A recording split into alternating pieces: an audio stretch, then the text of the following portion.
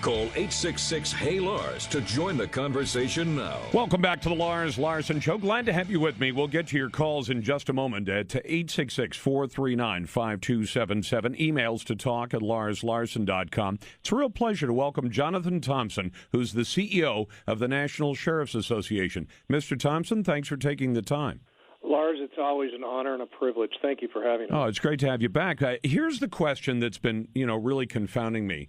I began seeing some of the stories in this last year where it said sheriff's department and police departments were beginning to divest themselves of some of the, I think it's called the 1033 gear. This is the gear where the Pentagon had extra Humvees, MRAPs, the big stuff, night vision goggles, rifles, pistols, things like that.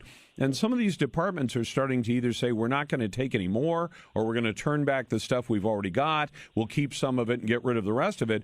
I always thought it was a terrific program, and I guess a lot of this has to tag back to the Ferguson, riots, where people got out of control, and they said, well, we got out of control because the police dressed scary, which has always struck me as being a pretty stupid argument. But right. I wanted to get the perspective of a man who represents law enforcement. Well, I thank you for that opportunity. Before we begin, I do want to, because so many of your listeners are on the West Coast, in particular Oregon, I do want to express our deepest condolences to the families and our prayers to the families of those that were lost last week from this incredibly senseless, probably illness-deprived individual. And we can talk about that as well if you'd like. But, on the 1033 program, yeah. This is one of the most effective law enforcement tool programs in our nation's arsenal. It's equipment that has been purchased once by the federal taxpayer on behalf of our national security, our Army, military, our Navy, our Marines, etc. The equipment goes into excess inventory, and it's offered at pennies on the dollar to our local law enforcement officials. Things like helmets, shields, batons. Yes, there are Humvees in there, but these are things that are defensive in nature, allow incidents like what happened this past week, allow law enforcement to get between a shooter or someone seeking to do harm, whether it's rob a bank, steal something, kidnap somebody, and it allows them to save lives, number one, protect the community, number two, and allows them to make decisions that do those two former things that we discussed. Yep. The bottom line is it's becoming another political ploy by Washington to placate an audience of theirs, and it's nothing but a power grab. And it's going to allow Washington Department of Justice bureaucrats, political bureaucrats, to determine how local law enforcement decisions are made. Well, and here's what bothers me about it, and you tell me if I'm off base. It's one thing if the federal government says we're going to change the rules of the game. But in this case, I'm seeing local law enforcement say, well, we're going to give up, taking this gear, and we're even going to hand some of it back. That's something that's not being driven by Washington, but it is being driven, I guess, by public relations. And frankly, when your guys and gals are out there in the field, I want them to have the best gear. I've seen too many times where the cops were outgunned. It doesn't happen all the time, but, hey, half the gear you carry is for stuff that doesn't happen all the time. I'll bet there are cops who have defibrillators in their trunks that they've never used. But God help us if they run into somebody having a heart attack. I want them to have the gear. And in the same way, if that situation in Roseburg, which is only 3.5 hours down the road from where I'm standing right now, and I've been in the community 100 times, if they'd had to deal with, if he had decided to barricade himself instead of, thank God, putting himself out of his own misery as he did, I would want your guys to have shields and vehicles that might have allowed them to approach him, stop the threat, shut him down one way or the other, whether it ends his life or not, but negate the threat and get to the people who were wounded inside that classroom quickly. And that could happen quickly with some of the military gear. But we're seeing this PR drumbeat that, we don't like the police to look scary. You put your finger on two things that are critical. Number one, an officer of the law doesn't often have the luxury of time to say, hold on, bad guy, give me 10 minutes, let me get a Humvee over here to respond to your capabilities. Right. That doesn't exist. Number two, this is equipment that has been used effectively for years, and not one community in this nation has said, you don't need it. It's quite the opposite. They've said you do need it. You must have it. It's inexpensive.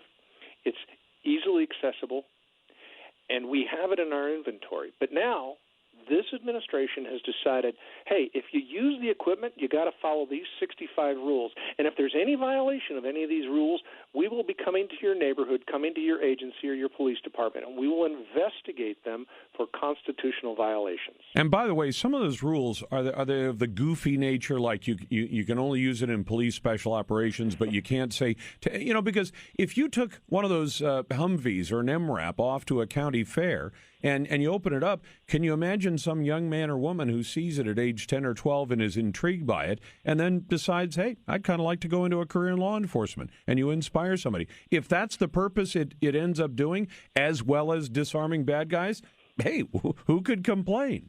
Well, let me give you a scenario. In the Dakotas, for example, where they have tracked vehicles, what do they get a lot of in the winter? Snow. Especially up in the higher mountains of Oregon as well. They get snow.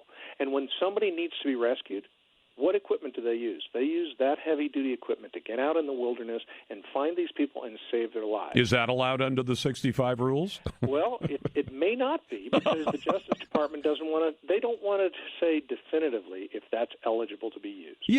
That's what's crazy. Can you imagine explaining to some mom whose kid is stuck up in the mountains? He went hunting, he got lost, or he went hiking, and now they say, well, ma'am, we'd love to rescue him, and we have a vehicle right here that will take us out to where he's lost, but the federal government has a rule that says we're not allowed to use it. It's almost darkly comic. It's like a Fellini movie. You can't make it up. And the government, when we were negotiating with them, this is their rule, and this is the way we want to do it. Ask them one simple question: if you're going to make all local law enforcement do this, what about federal law enforcement agencies? And they said, oh, no, don't worry about them. They report to a different chain of command. And I said, what does that mean? Well, they report to the White House. So what? It's all our government. We taxpayers paid for all that. Now, if we found out, that some local sheriff was using a Humvee to plow the field on the farm that he owns, I'd say, well, that's not an approach. If he somehow went out and was using it for his own purposes, or maybe to do a tailgate party at a football game, I might say, well, that's not an appropriate use of government facilities. But we already have rules against that. So can we look forward to a change in this only if we change the administration in Washington? We have got to stand up in this nation. We are calling upon all of your listeners and people across this country to say, look, local law enforcement knows what's best under local conditions. If you don't like what they're doing, if that sheriff is using that Humvee to plow his back 40, throw him out of office. Yeah. If that police chief is violating common standards, pick up the phone, call your city council, and vote them out of office. That's what this Constitution thing is all about, is that we have the ability to make changes to our government at the local level. And there's some in this administration, many if not most, that believe, you know what, those law enforcement decisions, they need to emanate basically from Washington. Well, one of the liberties we have, I'm talking to Jonathan Thompson, who's the CEO of the National Sheriff's Association. There is no law enforcement in this country that is more answerable to the public than a sheriff, because his boss is the voters. It isn't even the county commissioners who may control part of his budget. He answers right to the voters. If the voters don't like him, they can toss him out. If they love him like Sheriff Joe, they can keep him in forever. And people ought to prize that kind of liberty to say, that guy answers to us. He doesn't answer to a city council, a county commission, the U.S. Congress, or the president. He answers to us. And if we ever lose that kind of thing, Americans are losing something important. Jonathan, it's good to have you on the program. Thanks so much for standing up for what's right. Thank you, Lars, and for what you're doing, we appreciate it. Again, hearts and blessings and prayers go out to the families. Absolutely. Double that up. Hearts and prayers to Roseburg, Oregon. The president is visiting tomorrow. You're listening to The Lars Larson Show.